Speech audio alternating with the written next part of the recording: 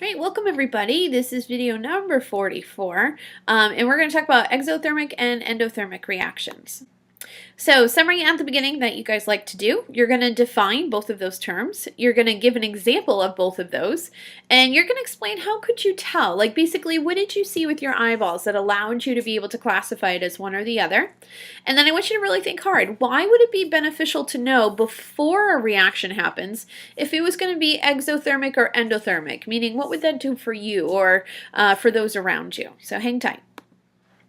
So let's talk about a change in energy. So every time a chemical or physical change happens, there is a change in energy or a change in a chemical equation. It produces a change in energy. That's huge. Make sure you underline that and star that. This change in energy is going to lead us into classifying it as two different things. So let's look at a couple examples. So these are just changes here. Ice melts into liquid water. You better know that as a physical change. It absorbs energy in order to do that, right?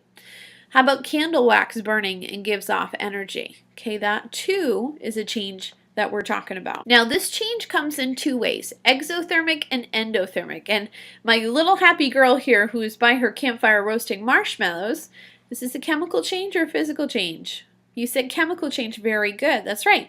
And it also happens to be an exothermic reaction that you're seeing here, and I'll explain why. Endothermic reactions is a chemical reaction that takes in energy from its surroundings. Basically it goes, takes in all that energy. So when that happens, it's going to feel cold. The best example I can give you is, you know those ice packs that don't feel like anything until you crush them and break them? Right? And if you mush them up, they're going to feel really cold.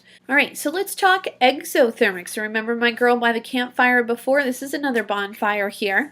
So this is where chemical reactions release energy into the surroundings. It also feels hot. That's why I like sitting next to my fireplace on a day like today, because you're actually going to get the warmth from it because it's giving off heat. All right, here's some video clips. And one of these is going to go ahead and give off heat, and the other one's going to have heat taken in.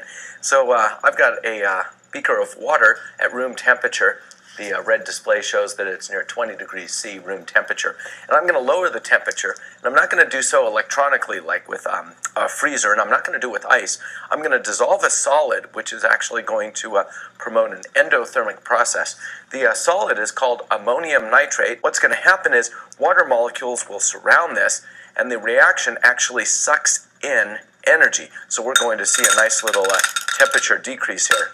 So as I tap this in and it's stirring, we're going to see the temperature decrease. So on a good day, it'll drop down to about 0 degrees C. So it looks like we've got 7. To show an exothermic reaction, that is a reaction which gives out heat, I'm going to burn magnesium ribbon.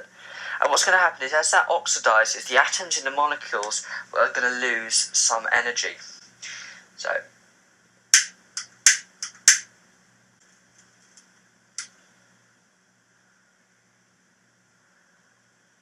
now this is burning brilliant white, and it gets quite hot. So we can tell it's an exothermic reaction. It's given out that energy. Okay, back at summary, we need to define exo and endothermic, give an example, explain how you could tell, what did you see, and why would it be beneficial to know. As always, thanks for watching, and I'll see you guys in class.